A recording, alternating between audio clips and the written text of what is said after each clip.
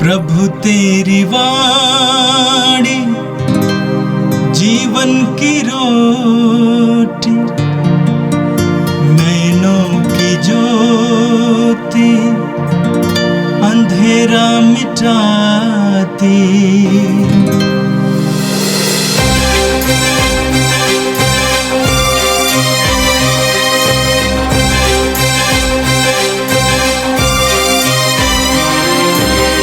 प्रभु तेरी वाणी जीवन की रोटी, नैनों की ज्योति अंधेरा मिटाती। प्रभु तेरी वाणी जीवन की रोटी, नैनों की ज्योति अंधेरा मिटाती। वाणी वाणी वाणी वाणी वाणी पवित्र है, शाश्वत है, जीवन का मन्ना है। 22 सितंबर बुधवार। पहला पाठ इज़रा का ग्रंथ, अध्याय 9, पद संख्या 5 से 9 तक। मैं इज़रा संध्याकालीन यज्ञ के समय तक अवाक बैठा रहा। तब मैं अपने विषाद की अवस्था से जागा। मेरा कुर्ता और मेरी चादर फटी हुई थी। मैं घुटनों के बल गिरकर और अपने प्रभु ईश्वर की ओर हाथ फैलाकर इस प्रकार प्रार्थना करने लगा। हे मेरे ईश्वर, मैं इतना लज्जित हूँ कि तेरी ओर दृष्टि लगाने का साहस नहीं हो रहा है, क्योंकि हम अपने पापों में डूब गए हैं और हमारा दोष आकाश छूने लगा है।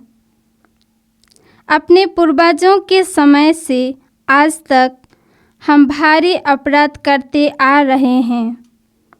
अपने पापों के कारण हम हमारे राजा और हमारे याजक विदेशी राजाओं के हाथ तलवार, निर्वासन, लूट और अपमान के हवाले कर दिए गए, जैसे कि आज हमारी दुर्गति है। अब हमारे प्रभु ईश्वर ने हम पर थोड़े समय के लिए दया प्रदर्शित की। उसने कुछ लोगों को निर्वासन से वापस बुलाया और हमें अपने पवित्र स्थान में शरण दी है।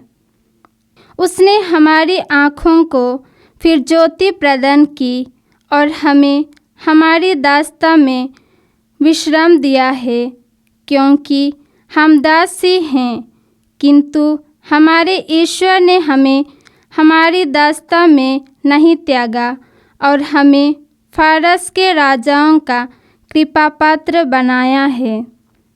उन्होंने हमें हमारे ईश्वर का मंदिर फिर बनाने और उसका पुनरुद्धार करने की अनुमति दी और यूदा तथा यरूशलेम में सुरक्षित स्थान दिलाया है। यह प्रभु की वाणी। संत लूकस के अनुसार पवित्र सुसमाचार, अध्याय 9 वाक्य 1 से 6 तक। यीशु ने 12 को बुलाकर उन्हें सब अवदूतों पर सामर्थ्य तथा अधिकार दिया और रोगों को दूर करने की शक्ति प्रदान की। तब यीशु ने उन्हें ईश्वर के राज्य का सुसमाचार सुनाने और बीमारों को चंगा करने भेजा। उन्होंने उनसे कहा, रास्ते के लिए कुछ भी ना ले जाओ, न लाठी, न झोली, न रोटी, न रुपया। अपने लिए 2 कुर्ते भी ना रखो।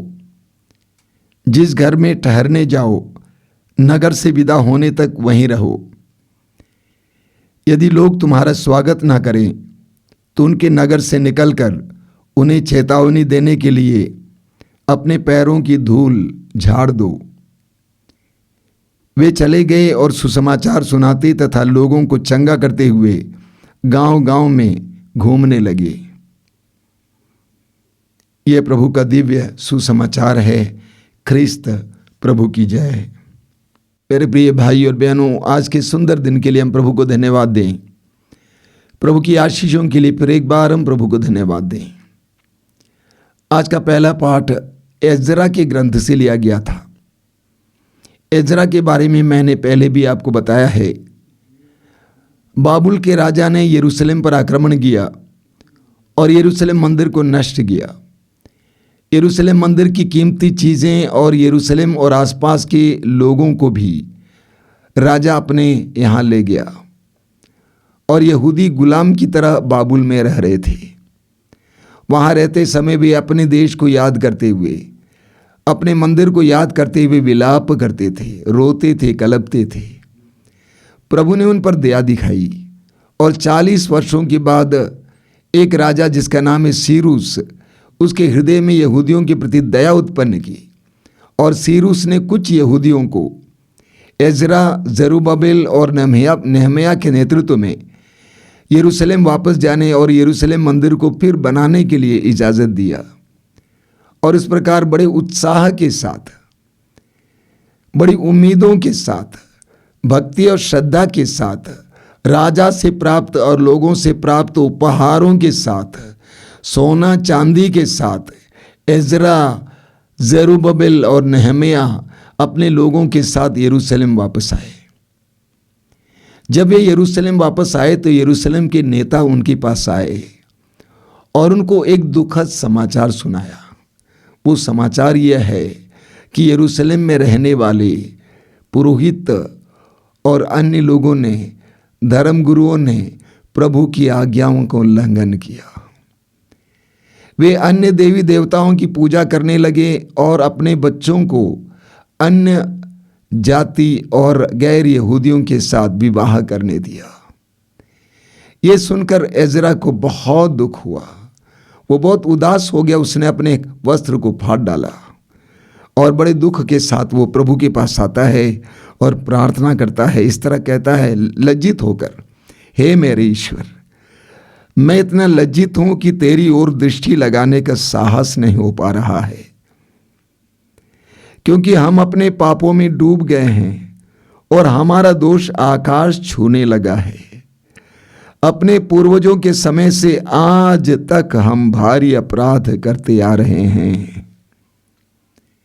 एजरा को बहुत दुख हुआ क्योंकि वो परदेश में था, गुलाम की तरह। 40 साल तक एक गुलाम की तरह परदेश में रहते हुए, अपने स्वदेश को याद करते हुए, अपने धर्म को याद करते हुए, अपने धार्मिक नियमों को बरकरार रखते हुए, मंदिर को याद करते हुए विलाप करता था, प्रार्थना करता था कि प्रभु हमें ऐसा मौका मिले कि हम वापस जाकर अपने मंदिर का पुनर्निर्माण करें। लेकिन दूसरी तरफ यरूशलेम में रहने वाले पुरोहित और अन्य अगुआ भ्रष्ट हो गए। यही होता है, यही अक्सर होता है। परदेश से वे मंदिर को याद करके प्रार्थना कर रहे थे, आराधना कर रहे थे, लेकिन मंदिर के पास रहने वाले प्रभु को त्याग चुके थे। हर जगह, हर धर्म और हर परिस्थिति में यह देखने को मिलता है। जितना मंदिर के करीब, जितना प्रभु के करीब लोग होते हैं, उतना कम प्रभु के प्रति ईमानदार और भक्तिपूर्ण होते हैं। शायद ये हमारे लिए भी हो सकता है। हम जो अपने आप को विश्वासी कहते हैं, मसीही कहते हैं, हो सकता है अन्य लोगों से श्रद्धा भक्ति में बहुत पीछे हों। आज ये वचन हमारे लिए बहुत ही हृदय स्पर्शी है कि हम सभी सजग हो जाएं, प्रभु के सानिध्य के प्रति सजग हो जाएं। और आज के सुसमाचार में हमने सुना कि प्रभु यीशु अपने 12 शिष्यों को, प्रेरितों को सुसमाचार सुनाने के लिए भेजते हैं। लूकस के सुसमाचार के अध्याय 4 उसके वाक्य 18 और 19 में हम पढ़ते हैं। प्रभु यीशु यह घोषित करते हैं कि ईश्वर का आत्मा मुझ पर छाया रहता है, उसने मेरा अभिषेक किया है, जिससे मैं बंदियों को आज़ादी का, अंधों को दृष्टिदान का संदेश सुना दूं और दलितों को स्वतंत्र करूं और अनुग्रह का वर्ष घोषित करूं। प्रभु यीशु ने अपने 3 साल के सार्वजनिक जीवन में यही कार्य किया। सुसमाचार का प्रचार किया, चारों ओर घूम घूम कर रोगियों को चंगा किया, बंधनों में पड़े अबदूतग्रस्त लोगों को छुटकारा दिया, अंधों को दृष्टि दान दी और अनुग्रह के वर्ष की घोषणा की, ईश्वर की कृपा की घोषणा की और प्रभु ने अपने 12 प्रेरितों को इसके लिए तैयार किया। मार्कुस के सुसमाचार के अध्याय 3 वाक्य 13 और 14 में हम पढ़ते हैं कि प्रभु ने उनको अपने पास बुलाया और अपने साथ रखा ताकि वे अबदूतों को निकालने एवं रोगियों को चंगा करने का सामर्थ्य पाएं और सुसमाचार की घोषणा के लिए भेजे जाएं। मत्ती के सुसमाचार के अध्याय 10 में हम पढ़ते हैं कि प्रभु यीशु ने अपने शिष्यों को अधिकार प्रदान किया अबदूतों को निकालने के लिए, रोगियों को चंगा करने के लिए। और आज के सुसमाचार में हमने सुना कि यीशु ने 12 को बुलाकर उन्हें सब अबदूतों पर सामर्थ्य तथा अधिकार दिया और रोगों को दूर करने की शक्ति प्रदान की। यीशु ने अपना सामर्थ्य अपने शिष्यों को दिया। मत्ती के सुसमाचार के अध्याय 28 उसके वाक्य 18 में प्रभु ने कहा, स्वर्ग में और पृथ्वी पर पूरा अधिकार मुझे मिला है। स्वर्ग में और पृथ्वी पर पूरा अधिकार मुझे मिला है। और प्रभु यीशु ने यह अधिकार अपने शिष्यों को प्रदान किया। लूकस के सुसमाचार के अध्याय 10 उसके वाक्य 19 में हम पढ़ते हैं, प्रभु यीशु ने शिष्यों से कहा, मैंने तुम्हें सांपों, बिच्छुओं और बैरी की सारी शक्तियों को कुचलने का सामर्थ्य दिया है। तो प्रभु यीशु ने अपने शिष्यों को वही सामर्थ्य प्रदान किया जो उनके अंदर था। यूहन्ना के सुसमाचार के अध्याय 14 वाक्य 12 में पढ़ते हैं, प्रभु यीशु कहते हैं, विश्वास करने वाले ये सब कार्य करेंगे जो मैं करता हूं और इससे भी महान कार्य करेंगे। मार्कुस अध्याय 16 वाक्य 17 में हम पढ़ते हैं, प्रभु यीशु कहते हैं, विश्वास करने वाले ये चमत्कार क्या करेंगे, वे मेरा नाम लेकर अबदूतों को निकालेंगे, वे रोगियों पर हाथ रखेंगे, रोगी चंगे हो जाएंगे। प्रभु यीशु ने अपने शिष्यों को इस सामर्थ्य प्रदान किया। मेरे प्रिय भाई और बहनों, हर विश्वासी को प्रभु यीशु ने यह सामर्थ्य दिया है। हर मसीही को यह सामर्थ्य दिया है। प्रभु ने अपने प्रेरितों को जो सामर्थ्य दिया वो सामर्थ्य हर विश्वासी को दिया है। मार्कुस 16:17, विश्वास करने वाले चमत्कार किया करेंगे। तो प्रभु यीशु ने अपने शिष्यों को सुसमाचार की घोषणा के लिए इस तरह सशक्त करके भेजा और वे चारों ओर घूमकर सुसमाचार सुनाने लगे। प्रभु यीशु ने 2 चेतावनी दी। पहली बात, प्रभु ने कहा कि उन्होंने उनसे कहा, रास्ते के लिए कुछ भी ना ले जाओ, न लाठी, न झोली, न रोटी, न रुपया। अपने साथ कोई संपत्ति ना ले जाओ। यानी प्रभु ये बताना चाहते हैं कि तुम्हारी संपत्ति में सुसमाचार गुम ना हो जाए। तुम्हारे पास इतनी संपत्ति हो, तुम्हारे पास इतनी चीजें हो कि सुसमाचार गुम ना हो जाए, गायब ना हो जाए। सुसमाचार को ऊंचा बनाए रखो। आगे प्रभु ने कहा, जिस घर में ठहरने जाओ, नगर से विदा होने तक वहीं रहो। यदि लोग तुम्हारा स्वागत ना करें तो उनके नगर से निकलकर उन्हें चेतावनी देने के लिए अपने पैरों की धूल झाड़ दो। यानी प्रभु कहते हैं, कोई जबरदस्ती नहीं। अगर कोई स्वीकार करने को तैयार नहीं है, बस धूल झाड़कर चेतावनी के रूप में चले जाना, लेकिन कोई जबरदस्ती नहीं करना। सुसमाचार सब के लिए है, ईश्वर की कृपा सब के लिए है, लेकिन जो उसको ग्रहण करने को तैयार नहीं है उसके साथ कोई जबरदस्ती नहीं होती है, ना होनी चाहिए। विश्वास, बराबर में बोलता हूँ, विश्वास एक वरदान है। ये जबरदस्ती थोपा नहीं जा सकता है, एक वरदान है। आगे हम सुसमाचार में पढ़ते हैं कि वे चले गए और सुसमाचार सुनाते तथा लोगों को चंगा करते हुए गांव गांव घूमने लगे। यीशु के शिष्यों ने सामर्थ्य पाया, आदेश पाया, आदेश पाकर, अधिकार पाकर चारों ओर घूम घूम कर सुसमाचार की घोषणा करने लगे। ये उनके लिए आनंद का विषय था।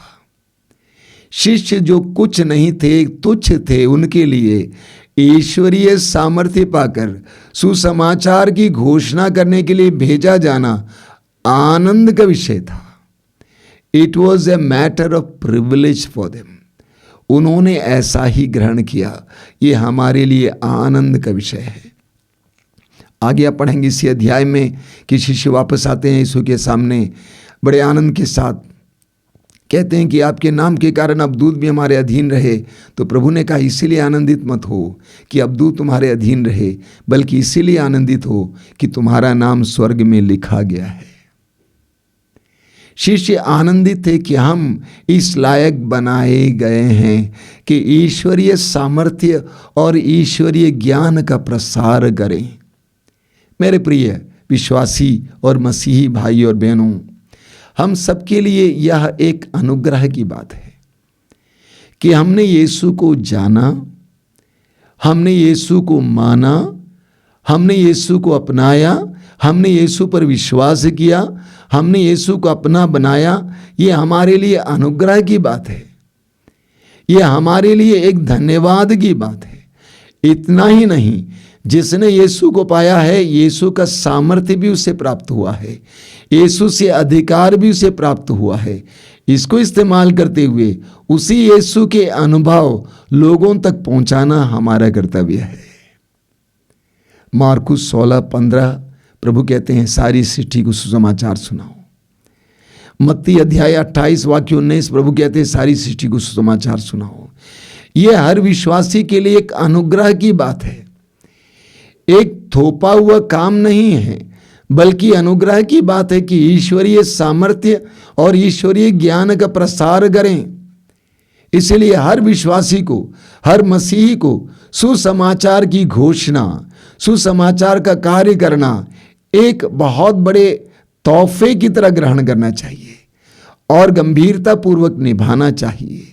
मेरे प्रिय भाई और बहनों, आज संसार में कितना अंधेरा है, आज संसार कितना टूटा है। ऐसे संसार में यीशु की आवश्यकता है। ऐसे संसार में आप और मुझे यीशु की आंखें बनने की आवश्यकता है। आप और मुझे यीशु की जुबान बनने की आवश्यकता है। आप और मुझे यीशु के हाथ पांव बनने की जरूरत है। आज के माहौल में आप और मुझे यीशु का हृदय बनने की जरूरत है। प्रभु यीशु हर विश्वासी और हर मसीही को सुसमाचार की घोषणा, सुसमाचार बांटने और संसार को चंगा करने, संसार को ज्योति देने के लिए बुलाते हैं। हम उनकी आवाज को सुने। आइए हम प्रार्थना करें। प्रभु यीशु, धन्यवाद देते हैं आज के सुंदर दिन के लिए, तेरी आशीषों के लिए धन्यवाद देते हैं। प्रभु, तूने कहा है, डरो नहीं, आदि और अंत मैं हूं, जीवन का स्रोत मैं हूं। तू जीवन का स्रोत है और हमारा अंत भी है। तुझे अपने जीवन का माध्यम और तुझे अपने जीवन का केंद्र बनाने के लिए हमें कृपा दीजिए। तेरे राज्य के लिए विस्तार करने के लिए हमें कृपा दीजिए। ये प्रभु यीशु, इन वचनों को सुनने वाले मेरे भाई बहनों को आशीर्वाद देना। आज का संपूर्ण दिन उनके लिए अनुग्रह और आशीष का दिन बने। वे जहां कहीं भी जाएं, जो भी करें, उन सारी जगहों पर वे आशीष का अनुभव प्राप्त करें। हमारी इस प्रार्थना को ग्रहण करना यीशु, आमीन। प्रभु तेरी वाणी जीवन की रोटी, नैनों की ज्योति अंधेरा मिटाती। वाणी वाणी वाणी वाणी